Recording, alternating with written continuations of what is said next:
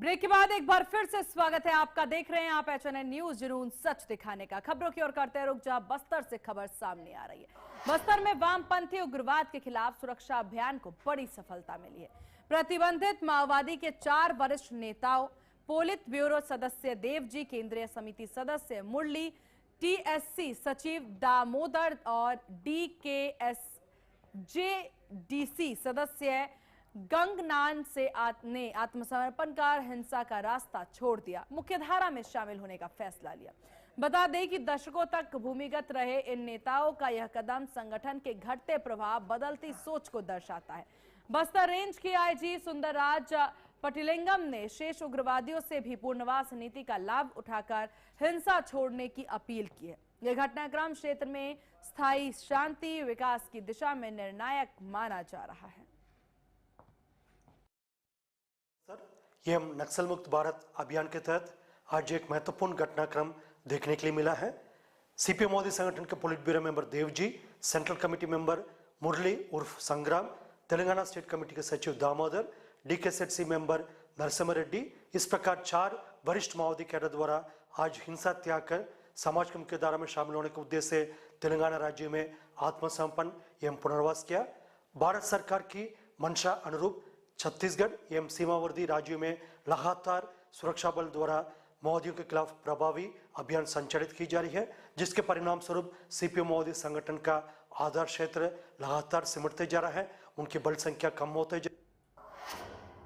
उत्तर बस्तर कांकेर जिले के सिटी कोतवाली थाना क्षेत्र में पुलिस ने सट्टा मामले में फरार 2 आरोपियों को गिरफ्तार किया है। पुलिस ने सट्टा खिलाने वालों पर कार्रवाई करते हुए मनीष असरानी और अविनाश हिरदानी को दबोचा है। दोनों आरोपी कांकेर के निवासी हैं। दोनों आरोपियों के खिलाफ पहले से भी छत्तीसगढ़ या जुआ एक्ट और BNS की धाराओं में मामला दर्ज है। कार्रवाई के दौरान पुलिस ने सट्टा पट्टी पेन और 1500 रुपए नगद, 4 मोबाइल फोन बरामद किए हैं। सिटी कोतवाली कांकेर पुलिस की इस कार्रवाई से अवैध सट्टा कारोबार पर लगाम कसने की कोशिश जारी है।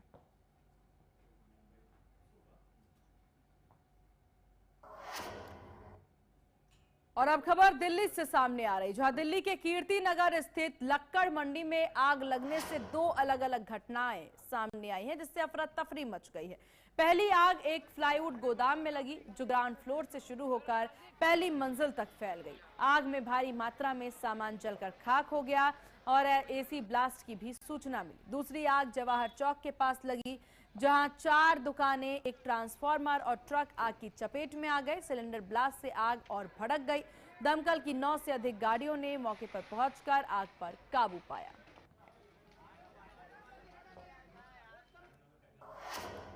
बिलासपुर रेलवे मंडल में सुरक्षा व्यवस्था को और सख्त बनाने के लिए QR कोड आधारित बीट सिस्टम लागू किया जा रहा है। वहीं वरिष्ठ मंडल सुरक्षा आयुक्त गौरव कुमार ने बताया है कि रेलवे क्षेत्र में अवैध दुकानें, अतिक्रमण और असामाजिक गतिविधियों पर कड़ी कार्रवाई की जाएगी। नई प्रणाली के तहत प्रत्येक बीट पॉइंट पर QR कोड लगाए जाएंगे, जिन्हें पेट्रोलिंग टीम स्कैन करेगी, जिससे गश्त का समय और स्थान स्वतः रिकॉर्ड होगा। रेलवे कॉलोनियों में विशेष बाइक पेट्रोलिंग टीम संवेदनशील क्षेत्रों की निगरानी करेगी।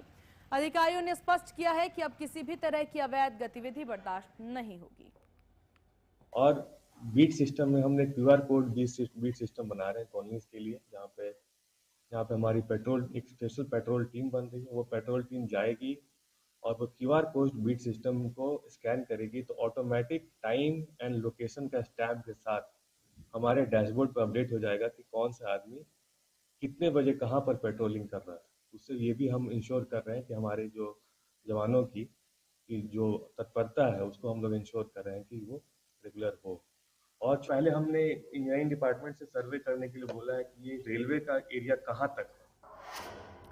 खबर छत्तीसगढ़ से, जहां बिलासपुर स्थित हाईकोर्ट को बम से उड़ाने की धमकी भरा एक अज्ञात ईमेल मिलने से हड़कंप मच गया। सूचना मिलते ही पुलिस और सुरक्षा एजेंसी अलर्ट मोड पर आ गई। पूरे परिसर को सुरक्षा घेरे में लेकर के सघन जांच अभियान चलाया जा रहा। बम निरोधक दस्ता और डॉग स्क्वाड तैनात है। साइबर एक्सपर्ट्स ईमेल के स्रोत की जांच में जुटे हैं और अधिकारियों ने लोगों से अफवाहों से बचने और प्रशासन का सहयोग करने की अपील की। फिलहाल सुरक्षा व्यवस्था कड़ी कर दी गई है। सुरक्षा व्यवस्था तो ठीक है, पुलिस अपना कार्य कर रही है और हर जगह की जांच, जैसे अभी हमने देखा है इक्विपमेंट से और स्नीपर डॉग से भी कर रही है। तो सुरक्षा व्यवस्था के हिसाब से पुलिस का कार्य ठीक है।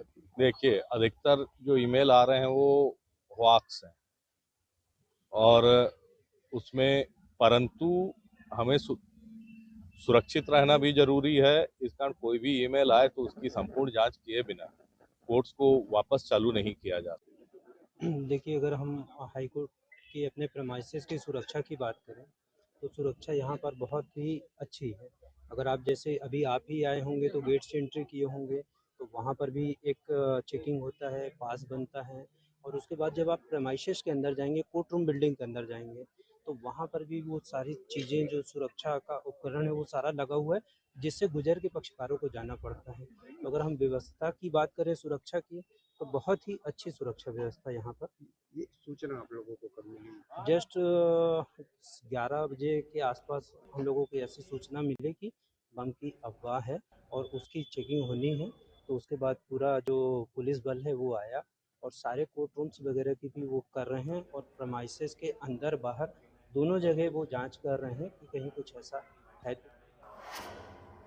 और इन्हीं खबरों के साथ इस बुलेटिन में बस इतना ही। देखते रहिए आप HNN न्यूज़, जुनून सच दिखाने का। नमस्कार।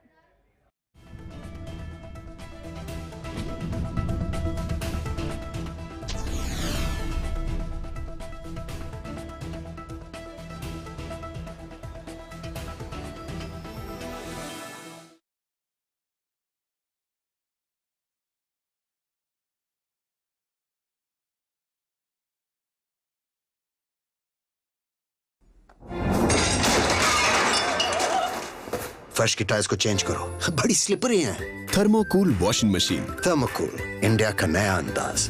गोल्डी हिंग का तड़का लगे तो सभी दबा के खाते हैं। गोल्डी हिंग, कण कण में जान।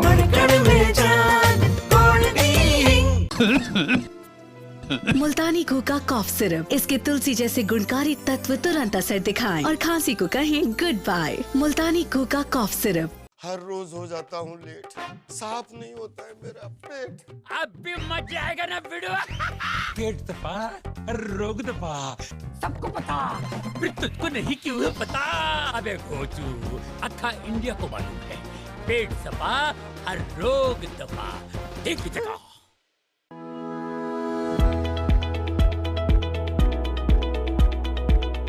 प्रधानमंत्री श्री नरेंद्र मोदी के नेतृत्व में प्रदूषण रहित देवी बसों के जरिए राजधानी के हर कोने तक पहुंच बढ़ाने में जुटी है दिल्ली की रेखा गुप्ता सरकार। दिल्ली का हर सपना होगा साकार। 3400 ईवी बसें हम दिल्ली की परिवहन व्यवस्था में जोड़ चुके हैं। इलेक्ट्रिक बसें बढ़ा रही है अंतिम मील कनेक्टिविटी। महिलाओं के लिए पिंक सीटें होती हैं आरक्षित।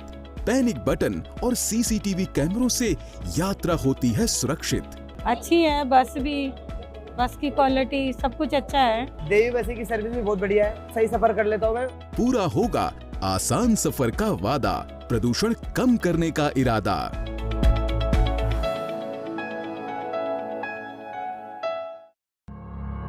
जब हर तरफ खबरों का शोर हो,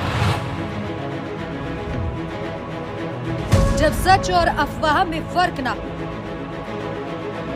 तब एक चैनल उठता है सवालों की रोशनी लेकर,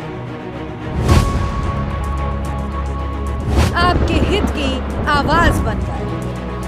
HNN न्यूज़, जुनून सच दिखाने का।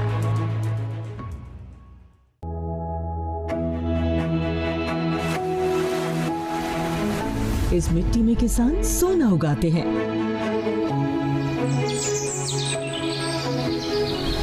ये जंगल बहादुरी की कहानी कहते हैं और यहाँ के लोग उम्मीद का नया अध्याय लिखते हैं। छत्तीसगढ़ बदल रहा है, जिसकी हर तस्वीर दिखाएंगे हम अब नए अंदाज में।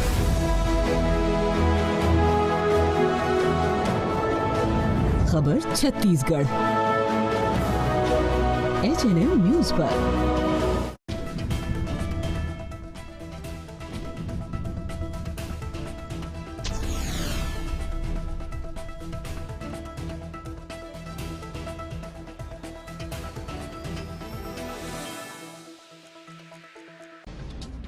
Presented by Indira IVF। IVF देता है खुशखबरी का बेस्ट मौका। This program is sponsored by Pet Safa आयुर्वेदिक चूर्ण। पेट सफा तो हर रोग दफा। और गोल्डी मसाले लाए हैं फ्रेश लॉक टेक्नोलॉजी, जो रखे मसालों को हर समय फ्रेश। पीएम मोदी को इजरायली संसद का सर्वोच्च सम्मान speaker of the nascent medal नवाजा गया। सर्वोच्च पुरस्कार पाने वाले पहले वैश्विक नेता बने प्रधानमंत्री।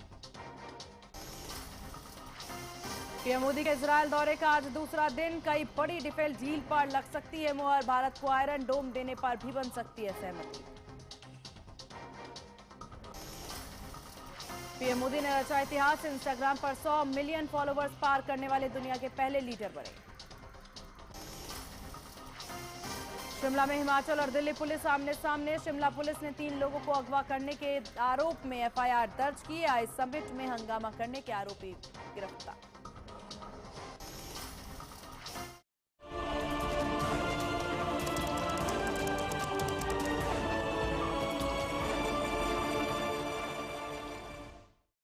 नमस्कार, मैं हूं आपके साथ सीमा चौधरी। आप देख रहे हैं चैनल न्यूज, जुनून सच दिखाने का। और चलिए आपको बता देते हैं मुख्यमंत्री योगी आदित्यनाथ के दौरे को लेकर के। देखिए, जापान के टोक्यो में मुख्यमंत्री योगी आदित्यनाथ ने पिछली सरकार पर निशाना साधा। सीएम योगी ने कहा, पहले यूपी में सड़कें नहीं थी, बिजली नहीं आती थी, क्योंकि अंधेरे में काम करने वालों को उजाला रास नहीं आता। जब प्रवृत्ति डकैती की हो तो प्रदेश में भी अंधेरा रखा जाता है। लेकिन हमने तय किया कि उत्तर प्रदेश को भय और भ्रष्टाचार से मुक्त करना है, तो उसे उजाले में लाना ही होगा। हम सूर्य पुत्र हैं, हमें सूर्य जैसी रोशनी चाहिए। ये कहते सीएम योगी आदित्यनाथ जापान के टोक्यो में नजर आए। जानकारी के लिए आप बता दें कि सीएम योगी आदित्यनाथ पहली बार जापान दौरे पर हैं और इस दौरे में उन्होंने तमाम मुलाकातें की हैं और मुलाकातों के साथ साथ विपक्ष पर अपने संबोधन में निशाना भी साधा है। कई ऐसी तस्वीरें सामने आई हैं जापान से जो सभी को भाव विभोर भी करती नजर आई। जब सीएम योगी आदित्यनाथ भारतीय मूल के तमाम लोगों से मिलते नजर आए, वहां पर बच्चों से मिलते नजर आए जो दंडवत उन्हें प्रणाम भी करते हैं, तो कई सांस्कृतिक श्लोक भी सुनाते नजर आए, बच्चों को चॉकलेट्स भी देते नजर आए। लेकिन इस सब के अलावा सबसे महत्वपूर्ण है यहां होने वाले दौरे से यूपी इन्वेस्टमेंट।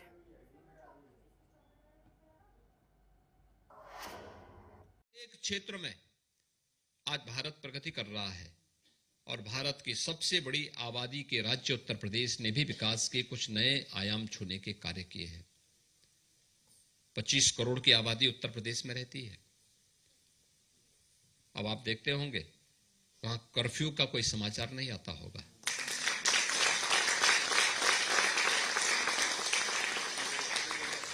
अब वहां दंगों का समाचार नहीं आता होगा, उपद्रव का समाचार नहीं, अब तो उत्सव के समाचार आते होंगे।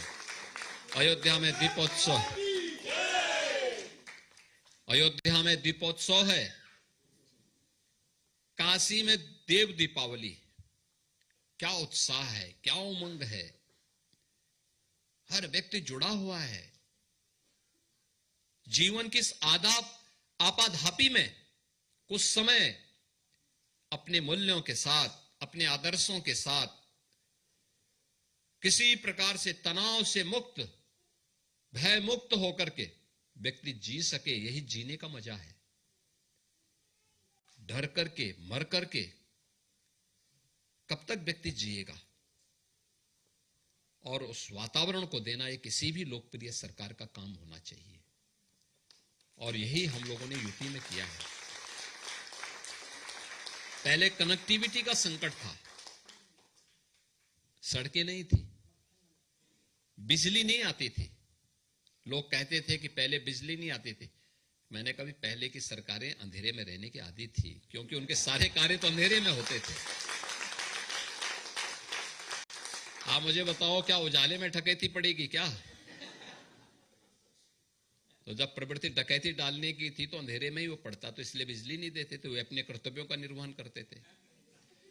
हम चाहते थे कि डकैती से मुक्त हो, भय से मुक्त हो, उसके लिए उजाला चाहिए और हम सूर्य पुत्र हैं तो हमें तो सूर्य जैसी रोशनी चाहिए और बिजली की आपूर्ति भी करवा दी गई।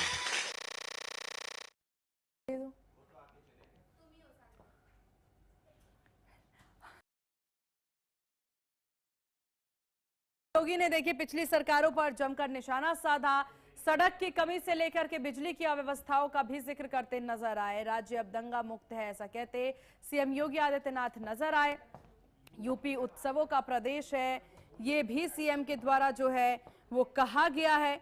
ये तस्वीरें बेहद महत्वपूर्ण है। और जहां आपको बता दें कि जापान दौरे पर सीएम योगी आदित्यनाथ हैं, तो इस दौरान कई सारे विकास की बयार की भी बात कही गई है। सीएम योगी ने यहां पर जम करके कार्य किए हैं और साथ ही साथ यहां पर जो तस्वीरें नजर आ रही हैं वो महत्वपूर्ण है, क्योंकि इन्वेस्टमेंट को लेकर के विकसित उत्तर प्रदेश का जिक्र बार बार किया जा रहा है।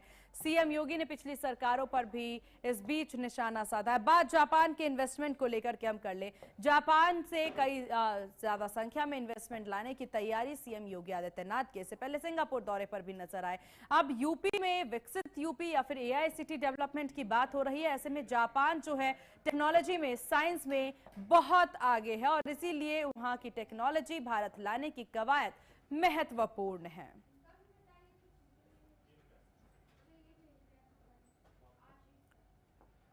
और इस विषय पर चर्चा के लिए हमारे साथ रुपेंद्र कुमार दुबे, नेता बीजेपी से हैं, डॉक्टर राकेश प्रजापति, नेता सपा से हमारे साथ हैं और हमारे सहयोगी पुनीत मोहन हमारे साथ सीधे ग्राउंड जीरो से बने हुए। आप दोनों मेहमानों का बहुत स्वागत है HNN न्यूज पर। चलिए डॉक्टर राकेश प्रजापति, आप ही से शुरुआत कर लेते हैं। जब मुख्यमंत्री जाके जिक्र करते हैं कि जो स्थितियां हम देख रहे हैं अभी विकास है, लेकिन पहले विकास नहीं थी, पहले अंधेरा था और अंधेरा इसलिए था क्योंकि डकैती उजाले में नहीं अंधेरे में होती है, सीधा निशाना।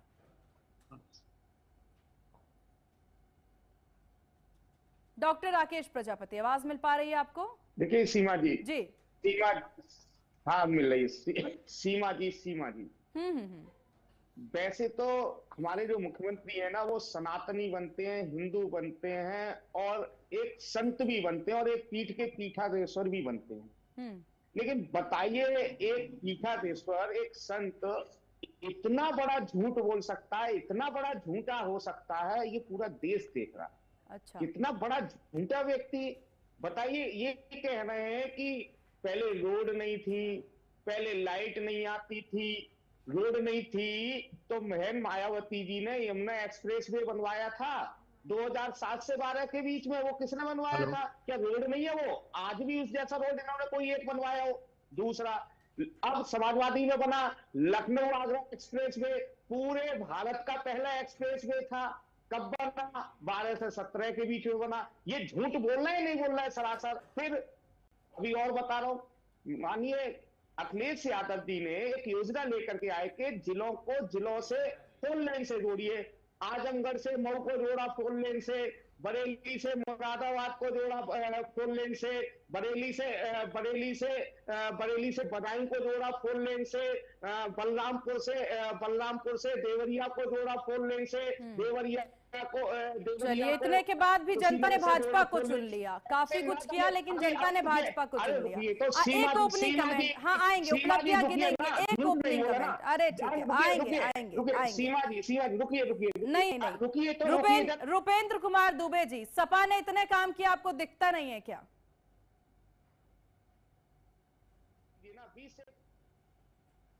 म्यूट है आप, अनम्यूट करिए खुद को रुपेंद्र जी।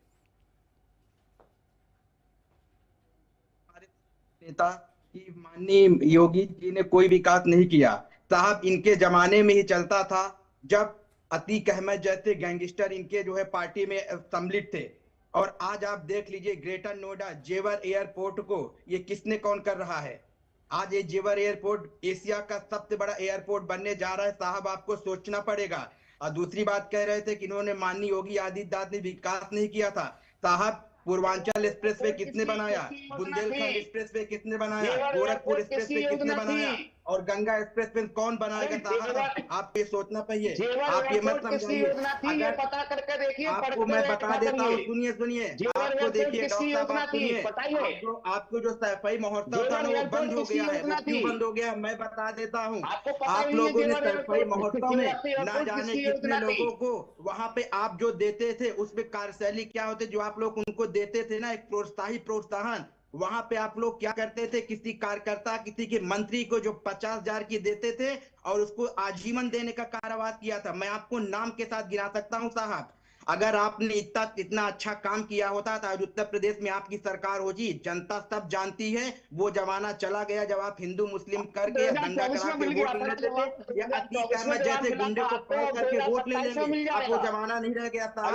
अब कलम का जमाना है, लैपटॉप का जमाना है, मोबाइल का जमाना है। जो शिक्षित होगा वही जो है राज करेगा देश पे, चाहे उत्तर प्रदेश हो चाहे दिल्ली की गद्दी हो।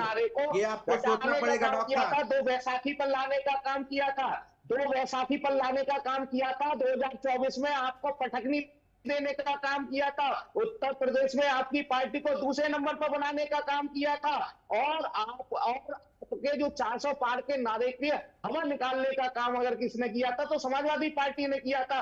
2024 का जिक्र नहीं करते हैं आप लोग। 2024 का भी जिक्र किया करिए ना। क्यों? क्योंकि 2024 में जनता जनादेश है, जनता जनादेश है। वो जिसका होगा वोट देगा। और रही बात आप विकास की बात करते हैं, जो अखिलेश यादव उतना विकास नहीं किया जितना होना चाहिए। अगर ऐसा विकास होता डॉक्टर साहब तो आज आपकी पार्टी होती। विकास न होने की वजह से आज भारतीय जनता पार्टी उत्तर प्रदेश में और आएगी। आप बताइए अखिलेश जी ने कितना सबमिट किया था? आज एशिया का सबसे बड़ा एयरपोर्ट बनने जा रहा है जेवर, उसको कौन विकास करेगा? चलिए, आप दोनों अपनी पीठ जरूर थपथपाते नजर आ रहे हैं, लेकिन ठीक है, हमारे सहयोगी पुनीत ग्राउंड जीरो से बने हैं और लगातार इस पर नजर भी बनाए हुए हैं।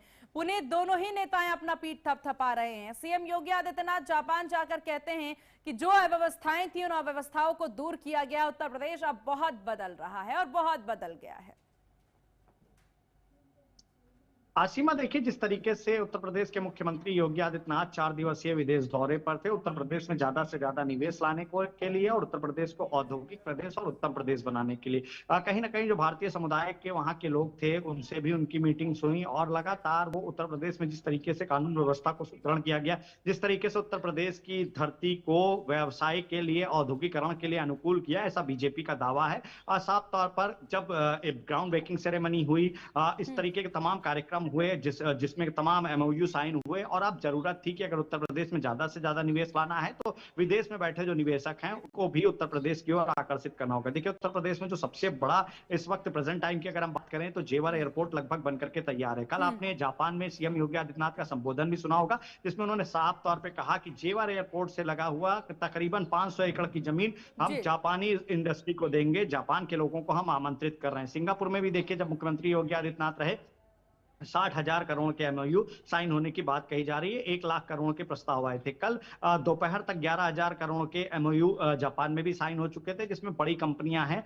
जो 1890 की एक कंपनी है जापान की, काफी प्रसिद्ध है, जिसके कृषि यंत्र और मोटर पंप इत्यादि के यंत्र भारत में अभी भी सप्लाई होते हैं। उस कंपनी के साथ एक बड़ा करार किया गया है। देखिए जिस तरीके से हाईवे टू हाईवे कनेक्टिविटी करी गई है और जिस तरीके से पुनीत बड़ी उपलब्धि है और ये बहुत अच्छा लगता डॉक्टर राकेश प्रजापति, अगर आप अपनी चर्चा की शुरुआत इसी बात से करते जो ये इन्वेस्टमेंट लाया जा रहा है उत्तर प्रदेश सरकार के द्वारा, यूपी में बड़े विकास की बात कही जा रही है, जरा उसको लेकर बधाई दे देते तो काफी अच्छा लगता।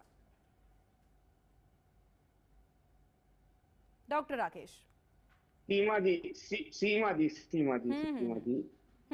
2022 में एमएमयू समिट हुई लखनऊ के अंदर, 23 में हुई, 24 में हुई, 25 में हुई और 26 आने वाला है, 26 में भी शायद करेंगे ही, ठीक है ना।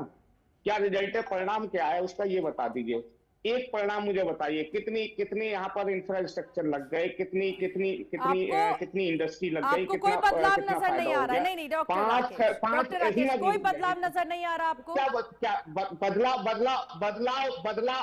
ये नजर आ रहा है। आज भी उत्तर प्रदेश के अंदर गरीबी चरम सीमा पर है। आज भी उत्तर प्रदेश के अंदर गाँव में जाकर के देखिए बच्चे ग्रेजुएट नहीं हुए आज भी। मैं गारंटी कह रहा हूँ, आप आज आ जाइए, कोई प्रदेश का कोई भी जिला चयन कर लीजिए आप, ठीक है। मैं चलता हूं, आप चलते हैं, चलिए और इनके भाजपा के प्रवक्ताओं को लेकर आइए। आज भी सैकड़ों गांव आपको गिना दूंगा जहां पर बच्चे ग्रेजुएट नहीं है, सिंपल ग्रेजुएट नहीं है।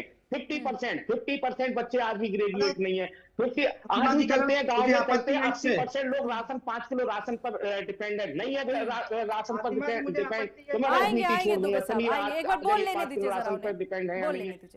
क्या परिवर्तन हुआ है? क्या परिवर्तन हुआ? तो मानते हैं आप डॉक्टर राकेश, जब आप परिवर्तन का जिक्र करते हैं, इसका ये तात्पर्य है कि आपने खुद मान लिया है कि आपकी सरकार में भी कमियां थी, आपकी सरकार में कमियां थी कि बच्चे ग्रेजुएट आपकी भी जब कह देते नहीं। एक सेकंड, अरे शांति रखिए, शांति रखिए, शांति रखिए, शांति शांति शांति शांति। आप जरा सुनिए, अपने सरकार की वाहवाही करने से पहले जो भी आपने लगाया उसी से आपको समझ जानी चाहिए कि उत्तर प्रदेश की जनता क्या चाहती है, क्या नहीं चाहती है। रुपेंद्र कुमार दुबे जी, मैं आपको बता देता हूं, मैं उत्तर प्रदेश के प्रयागराज से बहुत छोटे से गांव से बिलोंग करता हूं।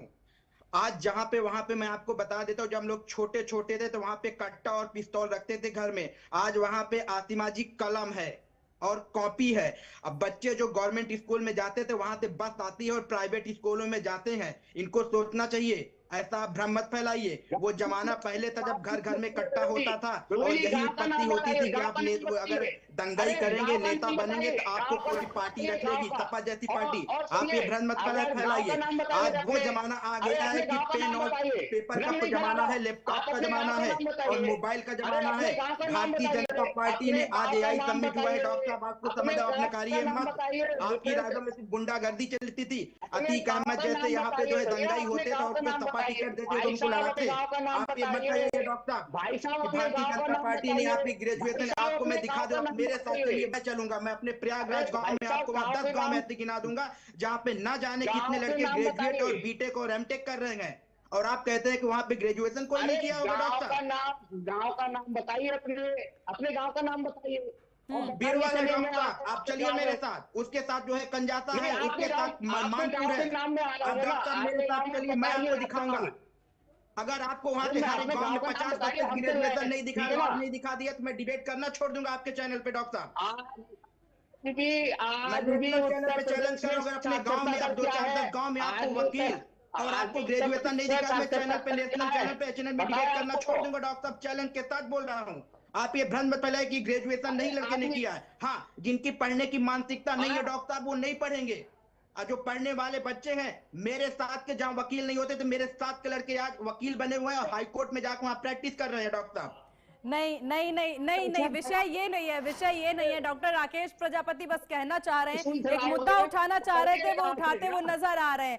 ठीक है प्रजापति जी कहिए। गिना दिया उन्होंने, 10 बार गांव का नाम पूछा, 10 बार बता दिया उन्होंने। जाइए अब गांव देख के आइए।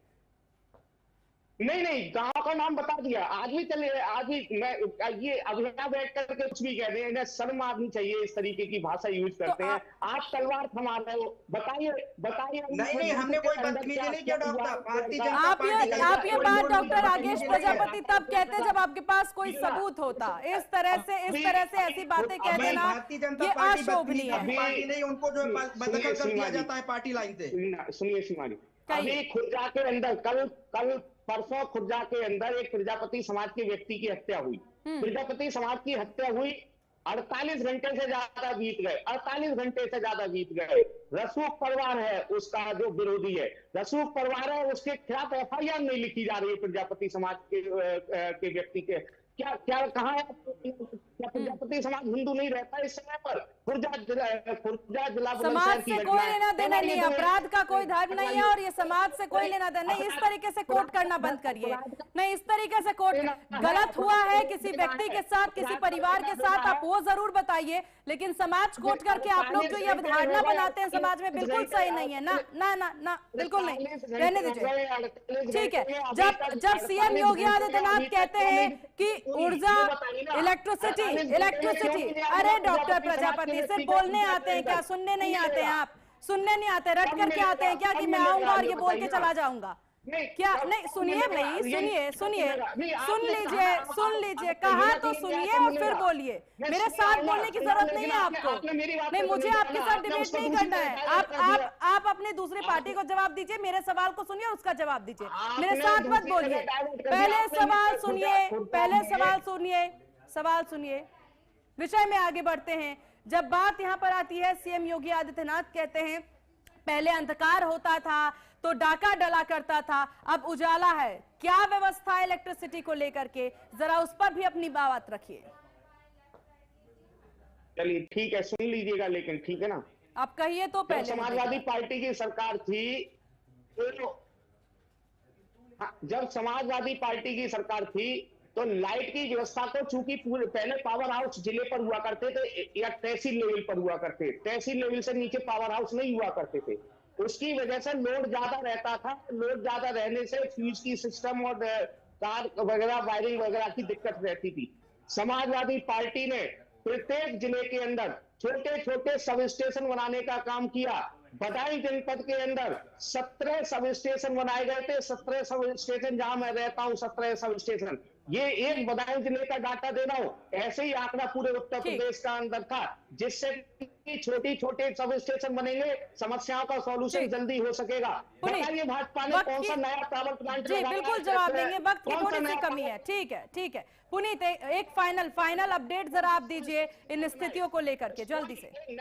हो गया प्रजापति जी। उत्तर प्रदेश के अंदर में लगातार आप देखिए कि उत्तर प्रदेश विकास की ओर अग्रसर है, लेकिन सबसे बड़ी बात है कि धरातल पर इन चीजों को उतारने के लिए समय कम बचा हुआ है। 2027 में विधानसभा का चुनाव है। देखिए सीमा, MOU जो होता है, मेमोरेंडम ऑफ अंडरस्टैंडिंग, किसी तरीके की बाध्यता नहीं है। कंपनियां अंडरस्टैंडिंग के तहत एक आपसे हस्ताक्षर कर लेती हैं, साइन कर लेती हैं, लेकिन आगे की नीति नियत और सारी चीजें देखते हुए ही वो धरातल पे आएंगी। इसमें ऐसा नहीं है कि अगर वो अपने MOU से पलट जाएं तो सीधे तौर पर उनके ऊपर कोई एक्शन हो जाए। एक बात। दूसरी बात, अभी CAG की रिपोर्ट पटल पर रखी गई थी, जिसमें औद्योगिक विकास जो डिपार्टमेंट है उसकी भी कई खुलासे हुए थे। आप देखिए कि जिसकी नेटवर्थ 1 लाख रुपए की है, उससे 350 करोड़ रुपए का MOU साइन कर दिया गया था। ये हम नहीं कह रहे, ये CAG की रिपोर्ट पटल पर रखी गई थी। उसमें समाजवादी पार्टी के भी विधायक थे, भारतीय जनता पार्टी के भी विधायक थे। जिस व्यक्ति की सालाना इनकम 1 लाख रुपए, नेटवर्थ 1 लाख रुपए कंपनी को, वो 350 करोड़ रुपए का इंफ्रास्ट्रक्चर कैसे खड़ा करेगा?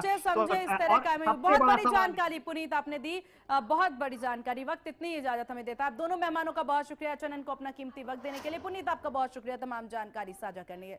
रुकते हैं एक बहुत छोटे से ब्रेक लिए, ब्रेक के बाद जल्द हाजिर होंगे।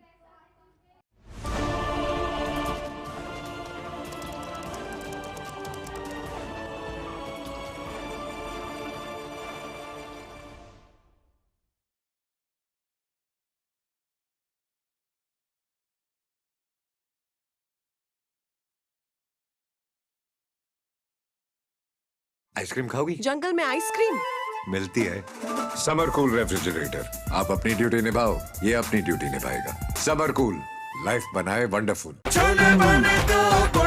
गोल्डी छोले मसाले, जहाँ जाएं रिश्ते बनाए। गोल्डी लाए हैं फ्रेश लॉक टेक्नोलॉजी, जो रखे मसालों को हर समय फ्रेश।